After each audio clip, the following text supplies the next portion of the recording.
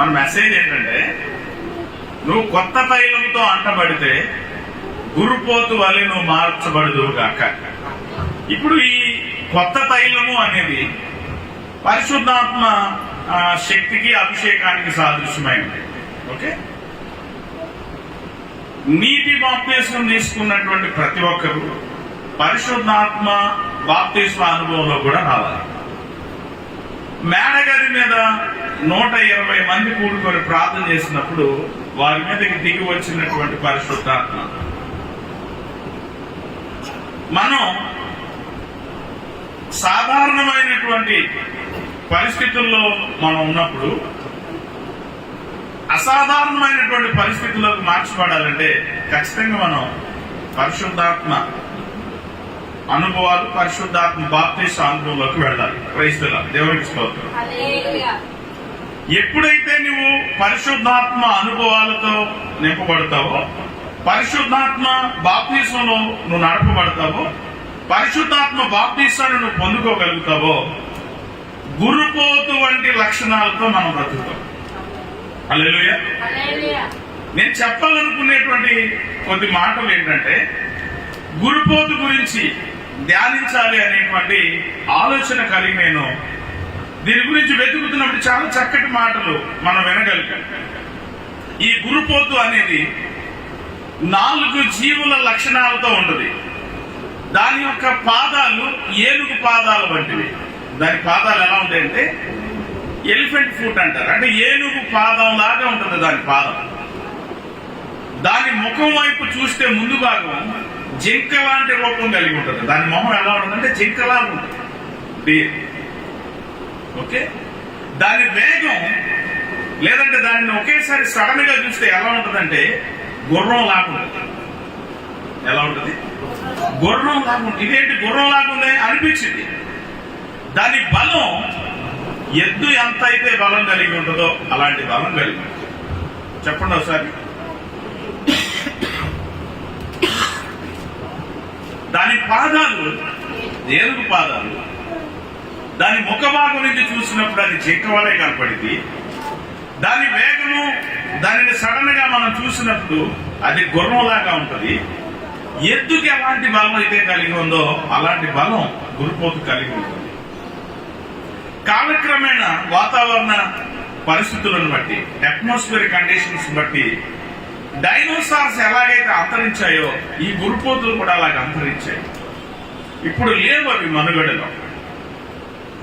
దానిని మనం పరిశుద్ధాత్మను పొందినటువంటి వారు అలాంటి గురుపోతు వంటి సాదృశ్య రూపకమైనటువంటి లక్షణాలు కలిగి ఉంటారనేది దైవజనుడిగా నేను ఈరోజు సంఘంతో మీతో మాట్లాడవలసినటువంటి అవసరం ఏర్పడింది.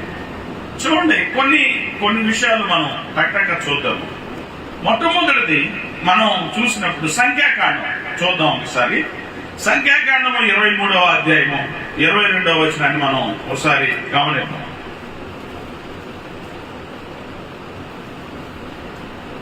మొన్న ఒక దైవజనుడు నా దగ్గరికి వచ్చి నా గురించి ప్రార్థిస్తూ గురుపోతు వంటి అభిషేకం నువ్వు పొందుకొని ఉన్నావు అని ప్రవచించిన తర్వాత నేను ఆ వాక్య ధ్యానంలోకి వెళ్ళటానికి దేవుడు నాకు అవకాశం ఇచ్చాడు. కొన్ని విషయాలు మనం చూద్దాం. ఓకేనా? సంఖ్యాకాండము 23వ అధ్యాయము 22వ వచనాన్ని చదువుదాం.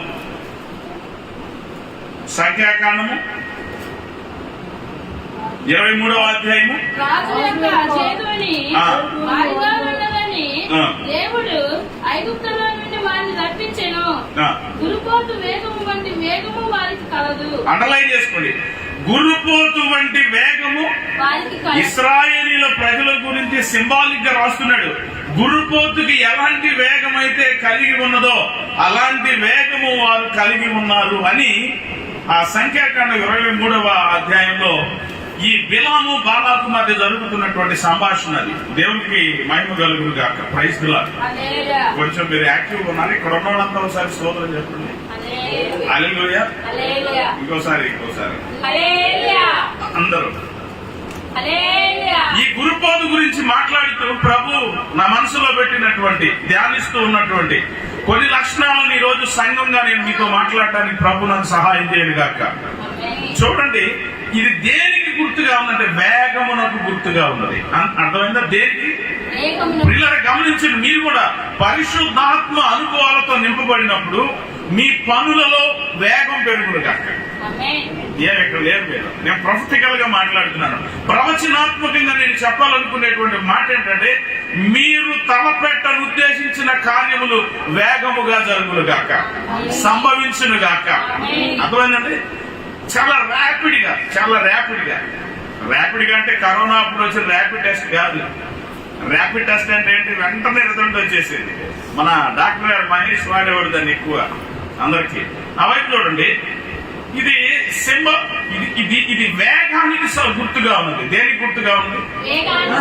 పిల్లలు గమనించండి, మన ఆలోచనలో మనం తీసుకునే నిర్ణయాలలో వేగం పెరుగును గాక. ఏదో చేద్దాం అనుకుంటాం, ఏదో చేయాలనుకుంటాం, ఆ పని చేయాలి, ఈ పని ఏదో అనుకుంటాం, అనుకుంటూనే ఉన్నావు కానీ ఆ పనిలో ముందడిగేవి లేదు. ఈరోజు ప్రభు అన్నాడు, నువ్వు పరిశుద్ధాత్మతో నింపబడితే, పరిశుద్ధాత్మ సహాయాన్ని నువ్వు తీసుకోగలిగితే వేగము పెరుగును గాక. అసలు స్పీడే లేదు నీ జీవితంలో, అసలు వేగమే లేదు నీ ఆలోచనలకి. అర్థమైందండి?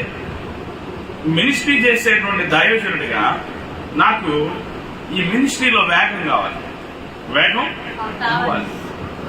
ఎందుకు నేను ఇట్లా ఆలోచించి చెప్తున్నానంటే, ఒక తల్లి తన కుమారుణ్ణి ప్రార్థన చేయించుకోవడానికి నా దగ్గరికి తీసుకొచ్చింది. దయతోటి నన్ను కొంచెం కూర్చొని చెప్తున్నాను, దయతో నాకు సర్జరీ అయింది కాబట్టి ఇంకా నేను పూర్తి స్థాయిలో లేను కాబట్టి కొంచెం 2 వారాలు మీరు అడ్జస్ట్ అవ్వండి, కూర్చొని వినండి జాగ్రత్త. ఒక తల్లి తన కుమారుణ్ణి తీసుకొని వచ్చింది. తీసుకుని వచ్చినప్పుడు ఆ తల్లి ప్రార్థన చేయమంది. చేసిన తర్వాత అమ్మ, దేవుడు కార్యం చేస్తాడు, నీ కుమారుడు మారతాడు అని అంటే ఆ తల్లి అంటుంది, మారతాడయ్యా అంటుంది. మారతాడయ్యా. తన తల్లి కూడా నిరీక్షణ ఉంది. నా మాటలు మీరు వింటున్నారా? తన తల్లికి కూడా తన కుమారుడు మారతాడనేటువంటి నిరీక్షణ ఉంది. నిరీక్షణతో ఉంది. ఆ కుమారుడు మారుతాడనే దేవుడు మీ దగ్గరికి నడిపించాడయ్యా అని చెప్పింది. కొంతసేపటి తర్వాత అంటుంది, ఎప్పుడు మారుతాడయ్యా? తనకు తెలుసు తన కుమారుడు. నా మాటలు మీరు వింటున్నారా? దేవుడు నీ పట్ల కలిగిన ఆలోచనలు, ఉద్దేశాలు సఫలపరిచే దేవుడై ఉన్నాడు. ఆమె కానీ ఎప్పుడు అనంటే అది వేగం పెరగాలి. హల్లెలూయా. అది స్పీడ్ గా జరగాలి. ఈరోజు ఒకప్పుడు ఉన్నటువంటి ప్రయాణ సౌకర్యాలు ఈ రోజు ఉన్న ప్రయాణ సౌకర్యాల్లో చాలా తేడా వచ్చింది. ఎందుకంటే మనిషి వేగంగా వెళ్ళాలి. నడుచుకుంటా వెళ్లేవాడు గుర్రాల మీద ఎక్కలేదా? ఆ గుర్రాలు పోయి ఇంకేమొచ్చినాయి? సైకిళ్ళు వచ్చినాయి, సైకిల్ పోయి బైక్లు వచ్చినాయి, బైక్లు పోయి కార్లు వచ్చినాయి, కార్లు పోయి విమానాలు వచ్చాయి. దేనికి ఇవన్నీ అనంటే మన ప్రయాణంలో వేగం. నడుచుకుంటూ వెళితే 4 రోజులు పెట్టేది, కారు వేసుకుని వెళ్ళిపోతున్నా, విమానం వేసుకుని వెళ్ళిపోతున్నా 1 గంటలో వెళ్ళిపోయే పరిస్థితులు వచ్చేసాయి. Praise the lord. అన్నిటిలో వేగం పెరుగుతుంది. కానీ యేసు ప్రభుని అంగీకరించి పరిశుద్ధాత్మ సహాయం ద్వారా మన పనులలో కూడా మనం వేగాన్ని పెంచుకోవాలనేటువంటి ఆలోచన నీకు రావట్లేదు. ఈ వర్తమానం ద్వారా పరిశుద్ధాత్మ సహాయంతో నీ పనులలో వేగం పెరుగును గాక. చెప్పలు కొడుతుంది దేవుడి నామాన్ని మాయపడతాం గట్టిగా. హల్లెలూయా. నేను కొన్ని విషయాలు మీ దగ్గరికి తీసుకొని రావాలని నేను ఆశపడతా ఉన్నాను. హల్లెలూయా. చూద్దాము. ఎస్తేరు గ్రంథము 8వ అధ్యాయము 14వ వచనం, 9వ వచనం, 14వ వచనం. నా ప్రియులారా వినండి, నా వైపు ఎవరైనా ఒకరు తీసి చదవండి. నా వైపు మీరు చూడండి. ఎస్తేరు గ్రంథం 8వ అధ్యాయం మనం చదివినప్పుడు దాని మొట్టమొదటి ఆధారం మనం 2 చదవాలి. ఎస్తేరు గ్రంథం 3వ అధ్యాయం 12వ వచనం, ఇంకొకరు ఎస్తేరు గ్రంథం 8వ అధ్యాయం 14వ వచనం చదవాలి. చూడండి, నా వైపు చూడండి ఒకసారి. నేను చెప్తాను, చిన్న కథగా చెప్తాను. ఎస్తేరు గ్రంథం 3వ అధ్యాయంలో మనం చదివినప్పుడు రాజు అయినటువంటి అహష్వేరోషు దగ్గర ప్రధానమంత్రిగా ఉన్నటువంటి హామాను తాను ప్రతిరోజు రాజుగారి దగ్గరికి వచ్చేటప్పుడు ద్వారపాలకుడుగా అంటే గేట్ మ్యాన్ గా ఉన్నటువంటి మొర్దెకై అనేటువంటి వాడు హామాను వచ్చినప్పుడు సార్ నమస్తే సార్, నమస్తే సార్, నమస్తే సార్ అని అనకపోవటం వల్ల వంగకియు నమస్కరించకపోవటయు ఉండిట చూసి అతనిని మాత్రమే చంపుట చాలా చిన్న విషయం అని అతను ఎరిగి తాను ఎవరో, తన జాతి ఏంటో, తన ప్రజలు ఎక్కడెక్కడ ఉన్నారో, ఈ 127 సంస్థానాల్లో ఉన్నటువంటి తన ప్రజలందరినీ చంపాలి అనేది మొర్దెకై యొక్క ఆలోచన. Praise the lord. మీ అందరికీ తెలుసు కదా ఇది. అందుకని ఏం చేశాడంటే, తను అనుకుంటే సరిపోదు, రాజుగారి దగ్గరికి వెళ్లి రాజముద్ర వేయించుకున్నాడు, తాకీదు రాపిచ్చాడు. మన 127 సంస్థానాల్లో ఒక ప్రజ ఉంది, వీరి విధులు సకల జనుల విధులకు విరుద్ధంగా ఉన్నాయి, వీరు మన దేశంలో ఉండటానికి వీల్లేదు, వారిని మనం చంపేస్తే వారి దగ్గర ఉన్న ఆస్తి బంగారం అంతా మనకు వస్తుందని రాజుగారికి మాయమాటలు చెప్పి వారందరినీ ఒకే రోజు చంపేయాలనేటువంటి ఆలోచన కలిగి ఉన్నాడు. రాజుగారితో మాట్లాడి 12వ నెల 13వ తారీఖు 127 సంస్థానాల్లో ఉన్నటువంటి యూదులందరూ ఒకే రోజు చనిపోవాలని తాకీదు రాసి దాని చేత రాజుగారి యొక్క రాజముద్ర వేయించాడు. మీకు తెలుసు కదండి ఇది జరిగింది ఏ రోజు తెలుసా? ఆదారు అనేటువంటి మొదటి నెల 13వ రోజు తాకీదులు రాపిచ్చి ఆరంభిస్తే ఎప్పుడుకి చేరతాయి? 127 సంస్థానాలకి అవి చేరేసరికి 11 నెలలు పడతాయి. నా మాట జాగ్రత్తగా మనల్ని కన్ఫ్యూజ్ అవ్వద్దు. ఈ తాకీదు రాసి రాజముద్ర దాని మీద వేసి పంపించిన రోజు ఏ రోజు? మొదటి నెల 13వ రోజు. అనండి ఒకసారి, మొదటి నెల 13వ రోజు. ఇది ఎప్పుడుకి చేరతాయి? ఎప్పుడు ఆ శిక్ష అమలు అవ్వాలి? 12వ నెల 13వ రోజు. అంటే ఎన్ని నెలలకి? 11 నెలలకి అది అమలు అవ్వాలి. నా మాట వినండి. ఈ హామాను యొక్క దురుద్దేశం తెలిసిపోయింది. అతని ఉద్దేశం ఏంటి? యూదులను చంపాలని. అప్పుడు రాజుగారి దగ్గర ఉన్నటువంటి రాణి అని ఎస్తేరు, అలాగే మొర్దెకై 127 సంస్థానాల్లో ఉన్నటువంటి యూదులందరూ కలిసి వారి సమాజ మందిరాలలో ఉపవాసం ఉండి 3 రోజులు ప్రార్థన చేస్తే ఏం జరిగిందండి? హామాను చనిపోయాడు, మొర్దెకై మంత్రి అయ్యాడు. మొర్దెకై మరలా తాకీదులు రాపిచ్చాడు. ఎవరి చేత? రాజుగారి చేత. యూదులు చంపబడటానికి వీలు లేదని రాపిచ్చాడా? రాపిలేదా? 14వ వచనంలో ఉంటుంది. అది 8వ అధ్యాయం 14లో అది ఉంటుంది. చదవండి ఒకసారి, నేను మీకు వివరణిస్తాను. 8:14. రాజు నగర పనికి పెంచబడిన బీజాశ్వముల మీద ఎక్కిన అంచెగాండ్రు రాజ మాట వలన ప్రేరేపింపబడిన అతి వేగముగా బయలుదేరి. ఎట్లా బయలుదేరేది? నా మాట వినండి, మీరు చదువుకోండి. నేను రెఫరెన్స్ ఇచ్చాను. 3వ అధ్యాయం 12, 13, అలాగే 8వ అధ్యాయం 9వ వచనం, 14వ వచనం. మీరు ఇంటికి వెళ్ళి చదువుకోండి. నా వైపు చూడండి. హామాను రాసినటువంటి తాకీదులు 127 సంస్థానాలకు చేరటానికి 11 నెలల సమయం పడుతుంది. ఓకే, ఇప్పుడు హామాను చనిపోయాడు. చనిపోయిన తర్వాత మొర్దెకై మంత్రి అయ్యాడు. ఈ మొర్దెకై రాజుగారి యొక్క రాజముద్రతో తాకీదు రాపించి 127 సంస్థానాల్లో ఉన్నటువంటి యూదులు చనిపోవటానికి వీల్లేదు అని శాసనం రాపించాడు. ఇది చేరటానికి ప్రియులారా ఎంత సమయం పట్టిందో తెలుసా? కేవలం 2 మాసాలు మాత్రమే పట్టింది. చప్పట్లు కొడుతూ దేవున్నామన్నమాట. మీరు ఇంకా ఏదో ఎక్కడో ఉన్నారు, ఇక్కడ లేదు. 127 సంస్థానాలకి ఆ తాకీదులు అందించడానికి ఎంత సమయం పట్టింది? 11 నెలలు పట్టింది. కానీ వారు చేసిన ఉపవాస ప్రార్థన, కన్నీటి ప్రార్థన, ఆ ప్రసవ వేదన బట్టి అర్థమైందండి. ఏమైందో తెలుసా? అతి వేగముతో బీజాశ్వముల మీద ఎక్కినటువంటి అంచెగాండ్రు చాలా స్పీడ్ గా ఆ పని చేయటాన్ని బట్టి 127 సంస్థానాలు తిరగటానికి కేవలం 2 నెలలు మాత్రమే సమయం పట్టింది. దేవునికి స్తోత్రం. హామాను అనేవాడు ఎవరికి గుర్తు? హామాను అనేవాడు ఎవరికి సాదృశ్యం? అపవాదికి సాదృశ్యం. అర్థమైందా? నీ జీవితంలో కూడా అపవాది కీడు తలపెట్టాడు అనుకోండి. నా మాటలు వినండి. అపవాది అనేవాడు కీడు తలపెట్టాడు అనుకోండి.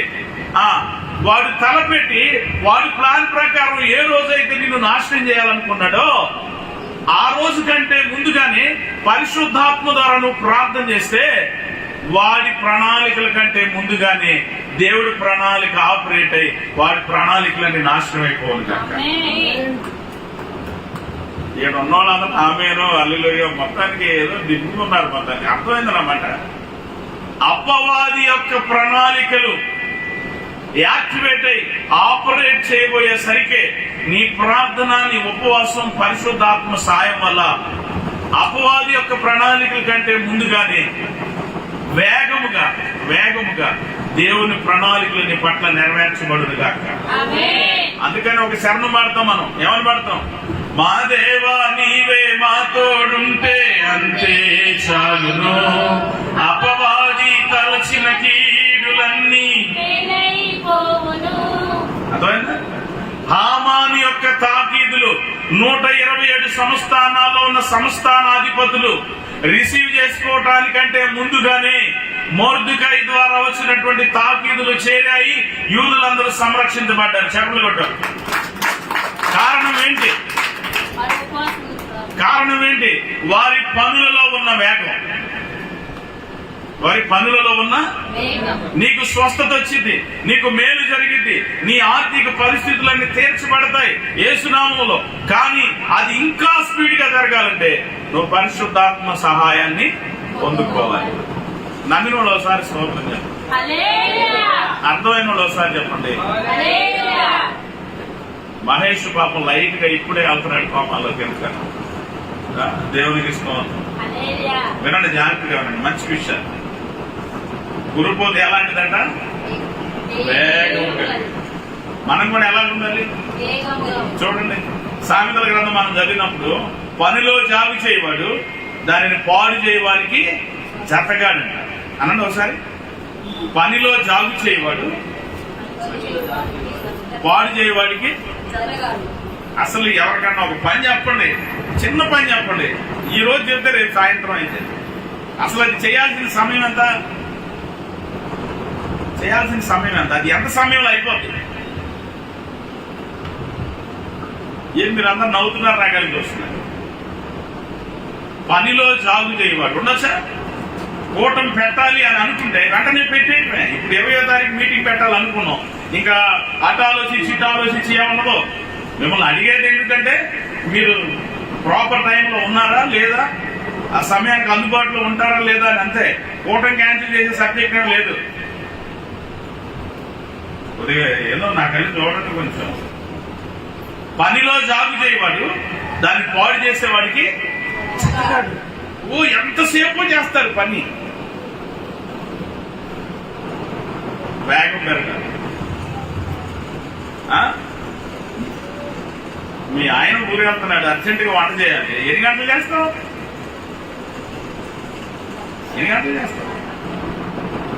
6 గంటలు చేస్తారు.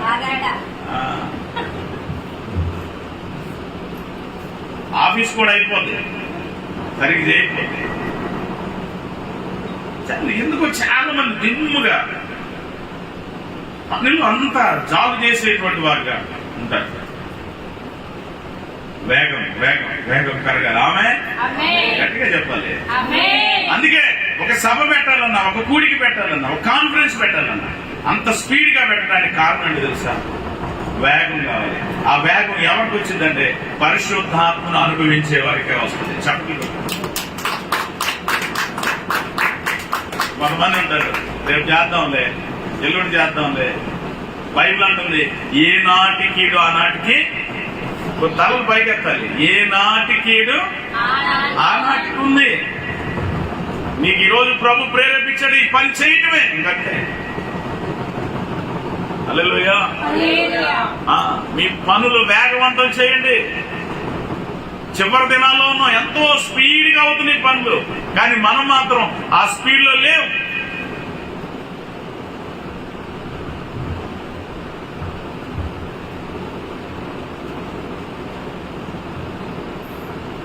బైబిల్ అంటుంది, ఏమంటుంది? బైబిల్ ఏం చెబుతుంది? కొంతమందికి మాటల్లో వేగం ఉంటుంది. బైబిల్ ఏం చెప్తుంది? అపోస్తలుల కార్యాలు మనం చదివినప్పుడు ఏం చెప్తుంది బైబిల్? మాట్లాడటానికి నిదానంగాను, వినుటకు. మీ అందరికి వందనాలు. మాట్లాడటానికి ఎలా ఉండాలి? నిదానంగా ఉండాలి, చేయటానికి వినటానికి వేగిరపడాలి. ఓ మొత్తం అన్ని మా డబ్బాలో రాళ్ళు వేసినట్టు ఉంటాయి మన సంభాషణ. అనండి ఒకసారి, మాటలు తగ్గించాలి, ఎక్కువ వినాలి. అసలు జీవితాంతం కొంతమంది ముచ్చటే చదువుతున్నారు మహేష్. హల్లెలూయా. కొద్ది పక్కన గమనించండి, అందరిని గమనించాలి.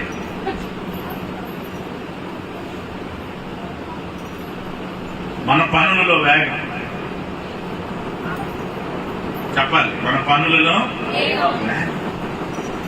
మన మినిస్ట్రీ వేగంగా స్పీడ్ పెరుగును కాక చాలా ర్యాపిడ్ గా. చూడండి వీళ్ళు చూడండి, 8 సంవత్సరాలు పరిచర్య. మెస్సయా మిషన్ అనేది చాలా మంది అడుగుతారు, ఎవరిదండి, ఎక్కడదండి, ఎవరిది లేదు, ఇండిపెండెంట్ గానే దేవుడు మెస్సయా అనే పేరు పెట్టమన్నాడు. దానికి మిషన్ మిషన్ అంటే మినిస్ట్రీ అంటే చేసి అయిపోయిందని మినిస్ట్రీ అంటే. మిషన్ అంటే ఏంటి? చేయాల్సిందాన్ని మెస్సయ్య ఏదైతే అనుకున్నాడో మిషన్, ఆ మిషన్ నెరవేర్చాలనేది మెస్సయా మిషన్ యొక్క ఉద్దేశం.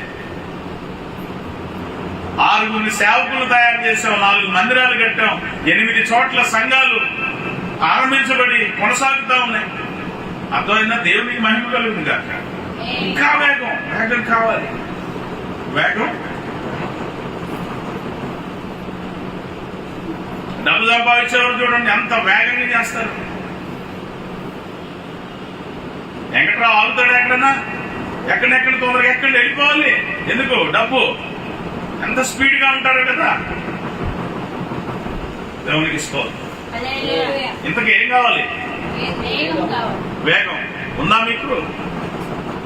మనకి మాటల్లో ఉంది కానీ వేగం, పనుల్లో వేగం ఏమీ లేదు. ఏమా అనుష, వేగం ఉందా? హల్లెలూయా. మొత్తానికి నన్ను చూస్తున్నాడు. అనాలి ఒకసారి, గుర్రుపోతు వంటి వేగంతో నేను పనిచేయాలి అనండి ఒకసారి. గుర్రుపోతుకి ఎలాంటి వేగం ఉందో నీకు కూడా ఆగాల్సిన దగ్గర ఆగాలి. పని చేయాలంటే ఎంత స్లోగా ఉంటారో, నిద్రపోవాలంటే ఎంత స్పీడో. జాగ్రత్త, అవన్నీ మార్చబడింది కనుక. ఆమె మాటల్లో కాదు స్పీడ్, దేంట్లో ఉండాలి? చాతల్లో స్పీడ్.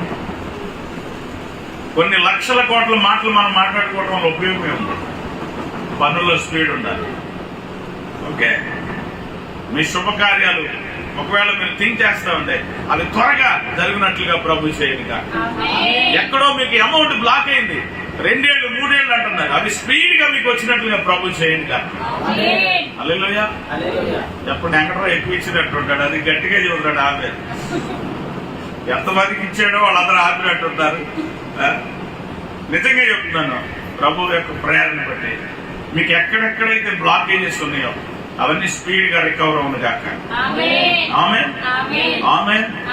గట్టిగా చెప్తాను, ఆమేన్ కాదు. నాకు స్పీడ్ గా వస్తాయి అన్న ఒకసారి. వాడు ఇవ్వాలి, ఇవ్వట్లేదు. హల్లెలూయా. ప్రభు వేగాన్ని పెంచి వాడి చేత మీకు త్వరగా ఇప్పించింది కాక. నిజంగా చెప్తున్నా దైవజనుడిగా. హల్లెలూయా.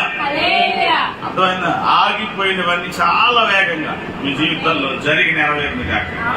చెప్పలు కొట్టు దేవుని నామాన్ని. హల్లెలూయా.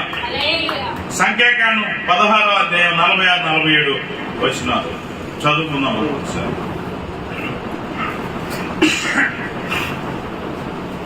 సంఖ్యాకాండం 16వ అధ్యాయం 46, 47 వచనాలు. అప్పుడు మోషే, నీవు ఉపరాత్రిని తీసుకొని బలిపీఠము నిప్పులతో నింపి ధూపము వేసి. సంఖ్యాకాండం 16వ అధ్యాయం అనగానే మనకి ఏం గుర్తు రావాలి? నేల నెరవేర్చి దాతాను, అబీరాము, కోరాహు గుంపులను మిగివేసింది. మిగివేసినా లేదా? నా మాటలు వినాలి. మోషేకి విరోధంగా నిన్ను నీ ఒక్కడిదేనా మేము లేదా కొద్దిగా అక్కడ వర్గాభిప్రాయాలు వచ్చాయి, భేదాభిప్రాయాలు వచ్చాయి. మోషే కుటుంబంలో మోషేకి, మిరియాముకి, అహరోన్కి ఎలాగొచ్చాయో నాయకత్వపు సమస్యలు వచ్చాయి. నేను కూడా లీడర్నే అంటాడు కోరాహు, దాతాను, అబీరాము. నా మాటలు వింటున్నారు. అప్పుడు మోషేకి విరోధంగా వారు లేచినప్పుడు దేవుడు ఏం చేశాడు తెలుసా? తెగులును పంపించాడు. ఇదంతా మీకు తెలుసు కదా. పంపించినప్పుడు మోషే చెప్తాడు అహరోనికి, నువ్వు త్వరగా వెళ్లి నీ దోపార్తిలో దుపార్తిని తీసుకొని బలిపీఠం యొక్క నిప్పులతో నింపి, ఆల్రెడీ బలిపీఠం మీద బలి పశువు కాలి ఉంటది కదా, అక్కడ నిప్పులుంటాయి. నీ దోపార్తిలో ఆ బలిపీఠం మీద ఉన్న నిప్పులను దోపార్తితో నింపుకొని దూపము వేసి చెప్పాలండి మీరు. ఆల్రెడీ తెగులు వచ్చింది. మోషేకి విరోధంగా లేచారని దేవుడు కోపగించి ఇశ్రాయేలు మీద దాతానికి, అబీరాముకి, కోరాహుకి విరోధంగా అతనికి సపోర్ట్ చేసే వాళ్ళందరి మీద, మోషేకి విరోధంగాను కోరాహు, దాతాను, అబీరాములకి సపోర్ట్ గాను ఒక బ్యాచ్ వచ్చింది. వాళ్ళందరి మీద ఏం దిగింది? ఇప్పుడు తెగులు దిగింది. తెగులు దిగినప్పుడు మోషే ప్రార్థిస్తున్నాడు, అయ్యా ఇదిగో నీ ప్రజలలో పాడు చేయటం ఏంటంటే, అప్పుడు దేవుడు అన్నాడు, మోషే అంటున్నాడు ఎవరితోటి? అహరోనుతోటి, నువ్వు త్వరగా వెళ్ళు దోపారి తీసుకొని బలిపీఠం మీద ఉన్నటువంటి నిప్పులతో నింపి వేగముగా సమాజంకు వెళ్లి వారి నిమిత్తము ప్రాయశ్చిత్తము చేయము. ఆమేన్. వేగం. అక్కడ అహరోను గనక లేట్ చేశాడా, లేట్ చేసే కొన్ని ప్రాణాలు లేచిపోతా ఉంటాయి. ఆ మాటలు వింటున్నారా?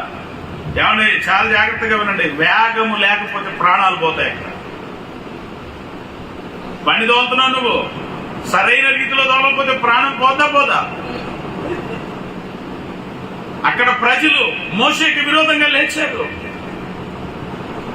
లేచినప్పుడు దేవుని దగ్గర నుంచి తెగులు వచ్చింది కదా. వచ్చినప్పుడు ఏమైంది? చూస్తూనే ఉండిపోయారా? అహరోను దూపార్తిని తీసుకుని వెళ్ళి దూపం వేస్తున్నాడు, ప్రాయశ్చిత్తం చేస్తున్నాడు.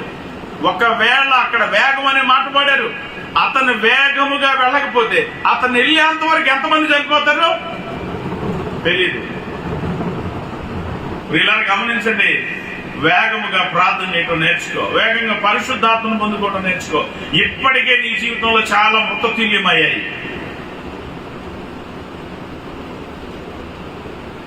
ఇప్పటికే మృతతుల్యమైన చాలా పరిస్థితులు, చాలా నీ జీవితంలో నీకు రావాల్సిన చాలా ఆశీర్వాదాలు ఇప్పటికి చాలా చచ్చిపోయాయి. ఇంకా చాలా ఆలస్యం చేయమా. ఆ బలిపీఠం మీద ఉన్నటువంటి నిప్పులను దూపార్తిలో వేసుకుని ప్రాయచిత్తంగా దూపం వేస్తున్నాడు. దూపం అంటే దేనికి సాదృశ్యం? దూపార్తిలో ఏమి నింపాలి? దూపార్తిలో ఏమి నింపాలి చెప్పాలి. దూపార్తిని దేంతో నింపాలి? నీళ్లతో నింపాలి. నిప్పు, అగ్ని, పరిశుద్ధాత్మ అగ్నితో నింపబడి దూపం అంటే ప్రార్థన. హల్లెలూయా. ఇప్పటికే నీ మీదకి, నీ సమాజం మీదకి, నీ ఇంటి మీదకి దిగి వచ్చినటువంటి తెగులను సంహరించడానికి పరిశుద్ధాత్మ సాయంతో నువ్వు ప్రార్థన చేయి. దేవుడు దానిని అణిచి నీకు మేలు చేయను కాక. సర్లే వచ్చే వారం నేను చేద్దాం అంటావా? ఈ వారంలో ఎన్ని పోతాయో మనకు తెలియదు. అహరోను వారసుని చేయద్దు, వెళ్ళు, వేగంగా వెళ్ళు అంటే వేగంగా వెళుతున్నాడు. వేగం చాలా అవసరం పోయిలరా. దేవునికి మహిమ కలుగుతుంది. ముందుకెళ్తాం, ఒకే దగ్గర ఆకు. ఆ గురుపోతుకి ఏముంది చెప్పాలి? గురుపోతు దేనికి సాదృశ్యం? పరిశుద్ధాత్మను పొందుకుంటే నువ్వు కూడా వేగంగా నీ జీవితంలో కార్యాలు జరగటం నువ్వు చూస్తా ఉంటావు. ఒకవేళ నువ్వు వేగంగా స్పీడ్ గా నువ్వు మూవ్ అవ్వట్లేదా, చాలా దెబ్బతింటావు. అహరోను దగ్గర మనం చూసాం. ఆ తెగులు వచ్చి నాశనం చేస్తున్నప్పుడు అహరోను చాలా స్పీడ్ గా, ఆ మాను మొద్దుకై దగ్గర చూసే మనం వేగం. జాగ్రత్త, నీ బ్రతుకుల్లో వేగాన్ని పెంచు. పరిశుద్ధాత్మను పొందుకో. వేగము అర్థమైందా? మేఘం కాదు, వేగం, స్పీడ్. దేవునికి మహిమ కలుగుతుంది కాదు. రెండవది చూద్దాం. యోబు గ్రంథం 39వ అధ్యాయం మనం ఒకసారి చదువుతాం. చాలా బాగుంటది అన్నమాట. యోబు గ్రంథము 39వ అధ్యాయము 9-10 వచనం.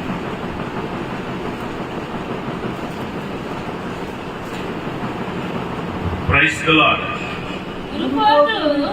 నీకు లోబడుటకు సమ్మతించునా, అది నీ సేవలో నిలుచునా. గురుపోతు లోపడదు అననోసారి. గురుపోతు లోపడదు. ఇది స్వాతంత్రత కలిగి ఉందన్నమాట. ఇది రాజరికానికి గుర్తు. ఇది దేనికి లోపడదు. ఎందుకు ఈ మాట అన్నానంటే 2 పేతురు రాసిన పత్రిక 2వ అధ్యాయం 19వ వచనంలో చాలా చక్కగా ఉంటుంది. పేతురు రాసిన 2వ పత్రిక 2వ అధ్యాయం 19వ వచనంలో దేని చేత నువ్వు జయించబడతావో దానికి నువ్వు దాసుడు అవుతావు అని అక్కడ రాయబడింది కదా. నువ్వు దేని చేత 2:19 2వ పేతురు 2:19. ఏదో రీఛార్జ్ చేస్తున్నారు అందరూ చదువుంది. తామే భ్రష్టత్వమునకు దాసులయ్యుండియు అట్టి వారికి స్వాతంత్ర్యము ఇద్దుమని చెప్పెదు. చదువమ్మా. చెప్పుదురు. ఒకడు దేని వలన జయింపబడినో దానికి దాసుడవును కదా. దానికి దాసుడవును కదా. గమనించండి, నేను ఒక ఆర్డర్ చెప్తున్నాను. గురుపోతుల వేగం ఉన్నప్పుడు అది దేనికి చిక్కదు, దేనికి లోబడదు. గుర్తుపెట్టుకోండి. నీవు కూడా పరిశుద్ధాత్మ అనుభవాలతో నింపబడితే నువ్వు కూడా దేనికి లోబడేటువంటి వ్యక్తిగా ఉండవు. నేను మీకు ఒక రిఫరెన్స్ చూపించాను. 2 పేతురు 2:19. నీవు దేని చేత జయించబడతావో నువ్వు దానికి దాసుడు. ఈ వాక్యం చాలా విలువైనటువంటి మాట. అది ఆ మాట ఈరోజు చాలా మంది దేనితో ఒక దాని చేత జయించబడుతున్నారు. ఏంటది? పాపము చేత జయించబడుతున్నారు, శరీరము చేత జయించబడుతున్నారు, లోకము చేత జయించబడుతున్నారు. అవునా కాదా? మొబైల్ నిన్ను జయిస్తుంది, టీవీ నిన్ను జయిస్తుంది. ఆ జయించడం వల్ల ఏమవుతున్నావు? నువ్వు దానికి దాసుడు అయిపోతున్నావు, దాసురాలు అయిపోతున్నావు. అపోస్తుడైనటువంటి పౌలు అంటాడు, ఏమంటాడు? నేను ఇంతకుముందు పాపానికి నా శరీరం యొక్క అవయవాలను సాధనాలుగా అప్పగించాను. నిన్ను పొందుకున్న తర్వాత నా శరీర అవయవాలు నీతికి సాధనాలుగా మార్చబడ్డాయి. చెప్పండి కొట్టుకోవచ్చు.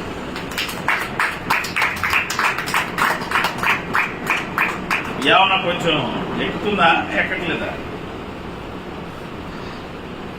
ఇది ఏదన్నా దాని మీద అటాక్ చేసింది అనుకోగానే అది వెళ్ళిపోతుంది. అది ఎవరికి లోబడదు, అది ఎవరికి దాసుడిగా ఉండదు. అది మనం యేసు ప్రభుని ఎరిగినటువంటి వారంగా ఎన్ని చోట్ల లోబడుతున్నాం. పాపానికి లోబడుతున్నాం, ధనానికి లోబడుతున్నాం. కరెక్టా కాదా? కొంచెం మీరు మాట్లాడాలి. నా వైపు తిరిగి నోరు కొంచెం తెరిస్తే బాగుంటుంది. నోరు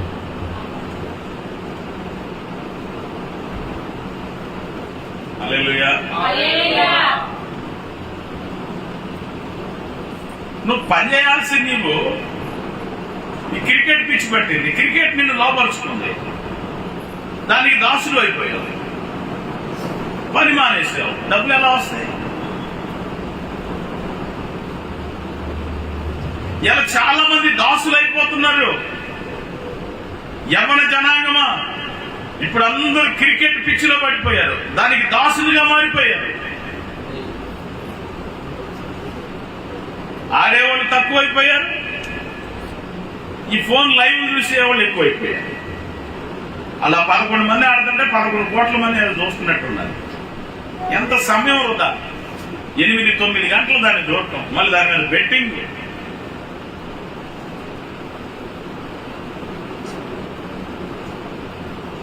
టీవీ నిన్ను జయిస్తుంది.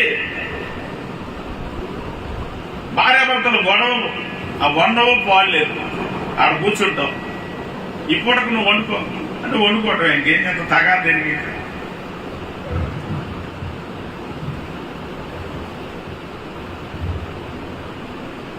మీరు ఒక తీర్మానం చేయగలరా? నన్ను ఏది జయించట్లేదు అనండి ఒకసారి. నిజమైతే చెప్పండి, ఎందుకు ఊరికే డూపులు ఎందుకు మళ్ళా? ధైర్యంగా చెప్పండి. ప్రాపర్ ప్రేయర్ లైఫ్ లేకపోవటం, పర్సనల్ గా మీకు వ్యక్తిగతమైనటువంటి ఆరాధనా సమయం మీరు పెట్టుకోకపోవటం, ప్రాపర్ గా బైబుల్ రీడింగ్ మీకు లేకపోవటం, మీకు స్పిరిచువల్ హ్యాబిట్స్ లేకపోవటం వల్ల మీరు దాసులైపోతారు. లోకం మిమ్మల్ని జయిస్తుంది, పాపం మిమ్మల్ని జయిస్తుంది.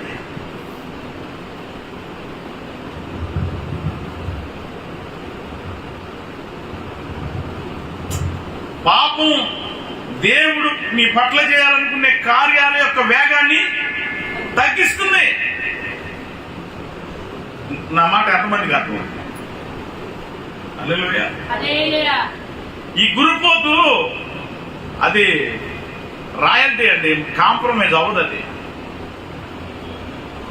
చీప్ గా ఉండే పనులు అది ఉన్నతంగా ఉంటది. తీర్మానం చేసుకోండి, ఏదైతే నిన్ను జయిస్తుందో దానికి దాసుడుగా ఉండటానికి. ఏ బంధకాలకు నువ్వు దాసుడు అయిపోయావో, ఎక్కడ నీ సమయం వృధా అయిపోతుందో గమనించు. ఆ కళ్ళు, ఆ శరీర అవయవాలు ఏమంటారు, ఆ తనివి దేవుడు ఫోన్ చూస్తా ఉంటాయి.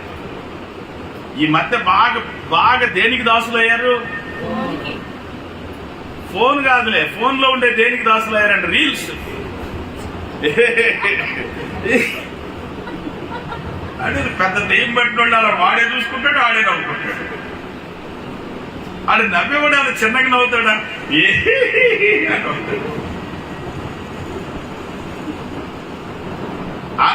రీల్స్ నిన్ను పట్టుదల లేకుండా చేస్తుంది, సమయం తినేస్తుంది. ఏ పని నీకు చేయబుద్ధి కాదు, అక్కడి నుంచి లేకవలేవు, అప్పులు పాలు అయిపోతున్నావు. అయినా దానికి దాసుడు అయిపోయావు, దాసురాలు అయిపోయావు. ఈ రీల్స్ పిచ్చిలో పడి కొంపలే కొల్లేరైపోతున్నాయి.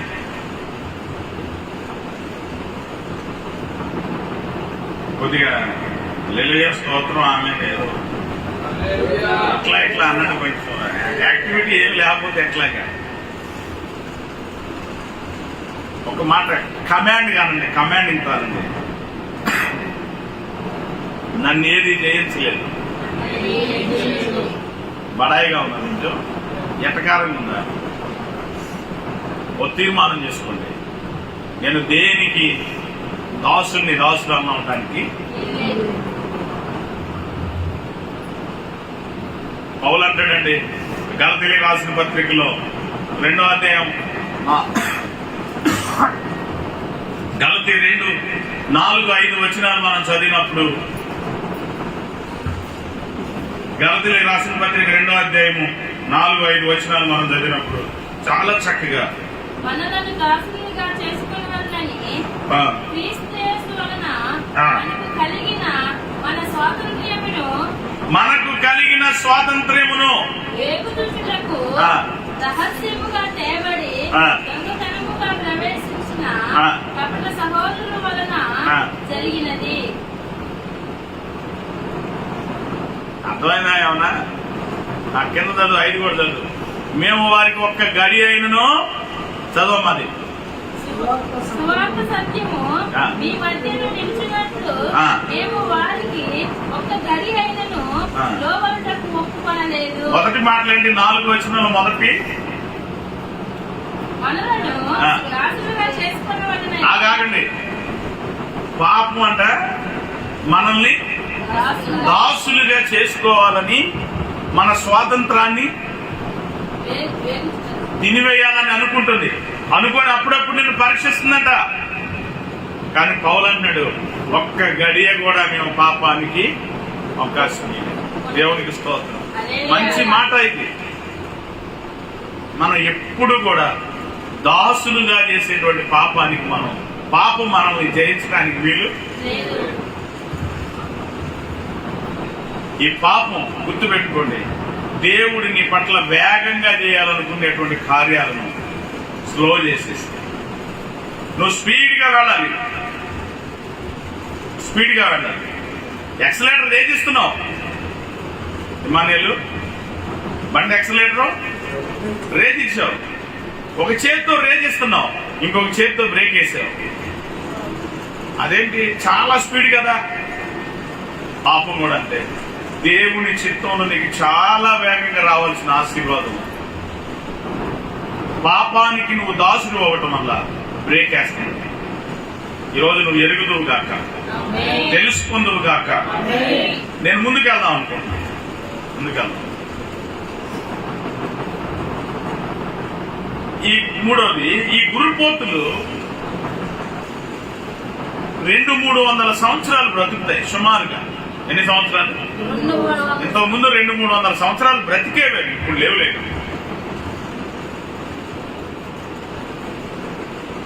ఈ గురుపోతుల లీడర్లు, గురుపోతుల లీడర్స్ 100 సంవత్సరాలు దాటినటువంటి గురుపోతు మిగతా అన్నిటికీ లీడర్గా ఉంటాయి. అవి గుంపులుగా ఉంటాయి. అవి గురుపోతులన్నీ కూడా గుంపులుగా నివసిస్తాయి. 100 సంవత్సరాలు దాటినటువంటి గురుపోతుని చిన్న ఈడు కలిగినటువంటి గురుపోతులన్నీ ఫాలో అవుతా ఉంటాయి. ఎంతమందికి అర్థమవుతుంది నా మాట? గురుపోతులు నాయకత్వానికి అప్పగించుకుంటాయి, నాయకులకు అప్పగించుకుంటాయి. నా మాట వింటున్నారా? ఎందుకంటే యవనస్తులకు జ్ఞానం ఉండేది, పెద్దలకు అనుభవ జ్ఞానం ఉండేది. ఏంటంటే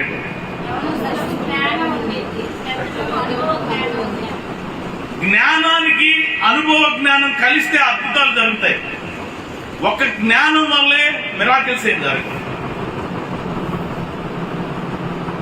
ఎక్కడే ఉన్నారా? మొబైల్లో ఉన్నారా?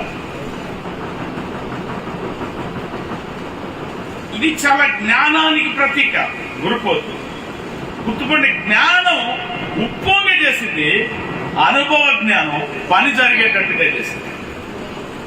క్రైస్తవులు ఉన్నారా మీరు ఇక్కడ? ఉన్నోడు ఒకసారి హల్లెలూయా అనండి. అర్థమైనా? యవనస్తులకు జ్ఞానం ఉండింది, జ్ఞానం కావాలి. ఈ జ్ఞానం అనుభవ జ్ఞానంతో యాడైతేనే మేలు జరిగేది. అత్తగారు చదువుకోలేదు, కోడలు చదువుకుంది. అర్థమైనా? నువ్వేం చదువుకోలేదు, నాకు జ్ఞానం ఉంది అని అంటే అత్తకు అనుభవ జ్ఞానం ఉంది. అనుభవ జ్ఞానం ఉన్నవాడు నాయకత్వం ఏంటంటే అందరినీ కలుపుకొని వెళ్ళాలి. నాయకత్వం అంటే అర్థం ఏంటి? నా ఇష్టం వచ్చినట్టు ఉంటాను అనేది కాదు. నాయకుడు లక్షణం ఏంటంటే అతడు నాయకుడిగా ఎప్పుడు డెవలప్ అవుతాడంటే అందరినీ కలుపుకొని వెళ్తాడు.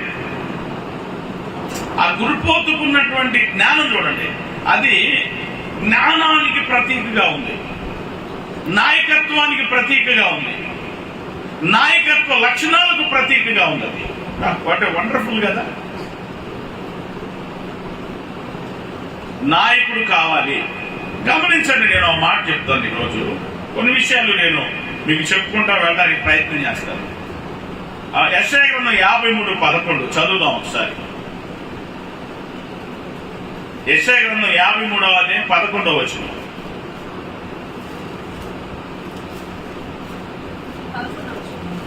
లేదా అసలు ఆ వచనం లేదా? చదువుతోంది. 53:11 యెషయా. అతడు తనకు కలిగిన వేదనను చూసి నీతిమంతుడైన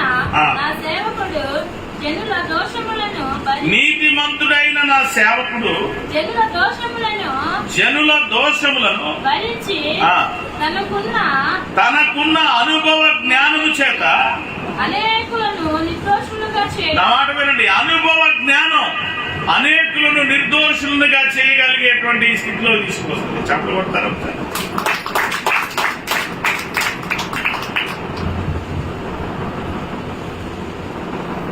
పెద్దరికం కావాలి, మేము 98లో చదివేటప్పుడు 98, 99 నేను ఇంటర్మీడియట్ చదివేటప్పుడు నాంది టైం లేదు.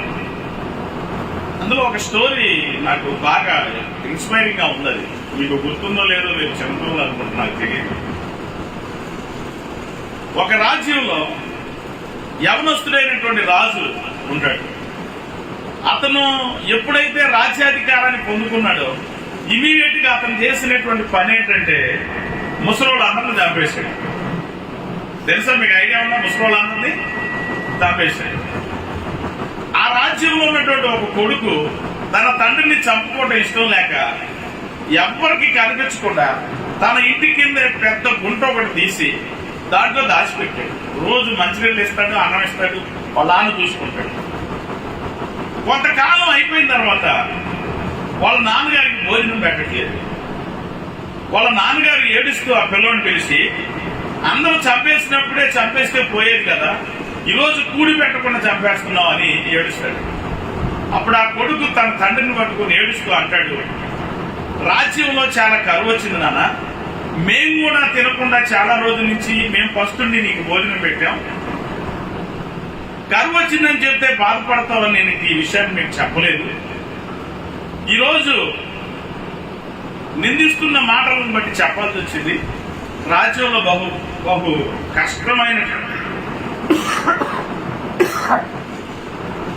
చాలా కఠినతరమైన బహుభారమైనటువంటి కరువు వచ్చింది. ఒకవేళ ఇప్పుడు ఈ కరువులో వర్షం పడినా కూడా చల్లటానికి విత్తనాలు కూడా లేవు నాన్న అని చెప్పి ఏడుస్తాడు.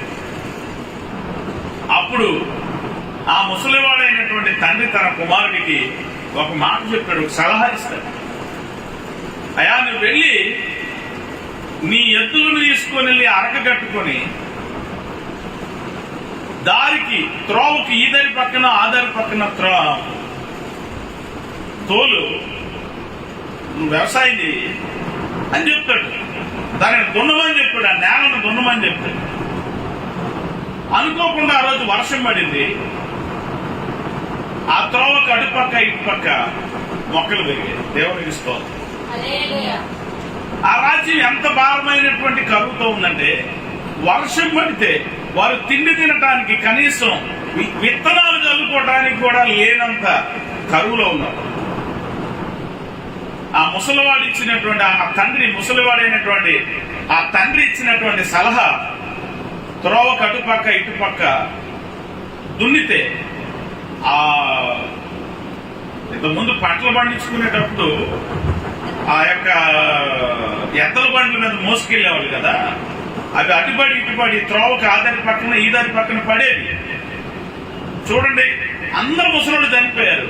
ఈ ఒక్క ముసలోడు ఇచ్చిన సలహాను బట్టి ఆ రాజ్యానికి కనీసం పంట వేసుకోవడానికి విత్తనాలన్నా దొరికాయి. రాజుగారు పిలిచాడు ఆ యవనస్తుని, మాకు ఎవరికి ఇలాంటి ఆలోచన రాలేదు, నీకు ఎలా వచ్చిందంటే ఆ రాజుగారికి యవనస్తుని చెప్తాడు, మీరేం అనుకోవద్దండి, తప్పుగా నన్ను క్షమించండి, ముసలోళ్ళందరినీ మీరు చంపేయమన్నారు, కానీ నేను మాత్రం మా నాన్నని అలాగే ఉంచుకున్నాను. మా నాన్నగారు ఇచ్చిన సలహాను బట్టి త్రోవకి అటుపక్క ఇటుపక్క నేను దున్నాను, వర్షం పడింది, అవన్నీ కూడా పైర్లాగా అయ్యాయి.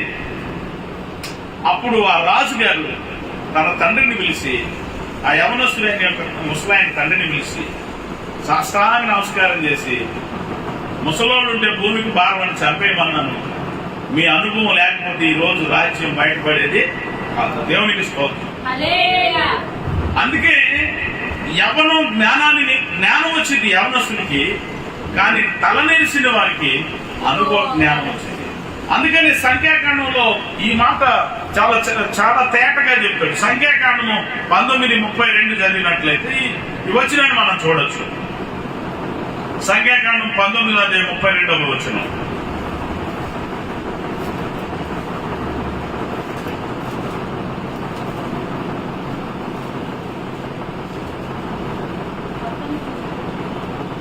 సంఖ్యాకాండం లేవ్యాకాండం సారీ లెవిటికస్ లేవ్యాకాండం 19:30. లేవ్యాకాండం 19:30. ముగిద్దాం చివరి మాటలు. తల మెరిసిన వారిని ఆ, ఎదుట లేచి ముసలివారి ముఖములు కనపరిచి మీ దేవుడికి భయపడవాలని మీరు యెహోవాను. ఓకే, ఇంకోసారి గంభీరంగా చదువుతాం. తల మెరిసిన వారిని ఏం నరిసిన వారిని? తల నరిసిన తల నరిసిన వారిని తల నరిసిన వాడిని ఎదుట లేచి తల నరిసిన వాని ఎదుట లేచి ముసలివాడిని ముఖమును ఆ. కనపరచి చూడు, అసలు గౌరవం ఉందా? పెద్దలంటే గౌరవం ఉందా అసలు? ఆ వాక్యాన్ని బట్టి ఏంటంట, ఆత్మీయంగా ఎదిగిన వారిని, శారీరకంగా ఎదిగిన వారిని మనం గౌరవించాలి. స్తోత్రం చెప్పండి. హల్లెలూయా. మీకు అర్థమవుతుంది నేను చెప్పేది? ఎంత జ్ఞానమో చూడండి. 100 సంవత్సరాలు పైబడినటువంటి గురుపోతు వెళుతుంటే లీడర్గా దాని వెనకాల గుంపులు గురుపోతులు వెళ్ళాయట. నాయకత్వం, నాయకుడి యొక్క లక్షణాలు ఎక్కడ ఉన్నాయో ఏంటో అన్ని కదా. పచ్చిక గల చోట్ల పరుణి చేయడం శాంతికరమైన జలం యొద్ద ఎక్కడ ఉంటుందో, ఈ వాతావరణ పరిస్థితి ఎలా ఉంటుందో, ఆ కొండ ఎక్కితే ఎలా ఉంటుందో, ఈ గుట్ట దిగితే ఎలా ఉంటుందో, ఇవన్నీ ఆ 100 సంవత్సరాలు దాటిన గురుపోతుకి ఐడియా ఉంటుంది. నిన్నగాక మనం పుట్టిన గురుపోతులకు ఏం జ్ఞానం ఉంటుంది? చూడండి, ఇప్పుడు కూడా అంతే. చిన్నపిల్లలు నీకు తెలియదులే అంటారు. పిల్లొచ్చి తల్లిని ఎక్కిరించిందంట, ఒక సామెత ఉంది, మరి మీకు తెలుసు లేదు.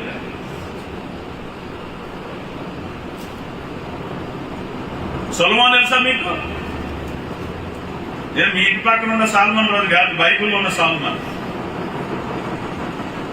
సాల్మన్ చనిపోతూ తన కుమారుడైన రెహబాముని రాజుగా అభిషేకించాడు. కుర్రకుంక యవనస్తుడు, అవునా కాదా? యవనస్తుడు.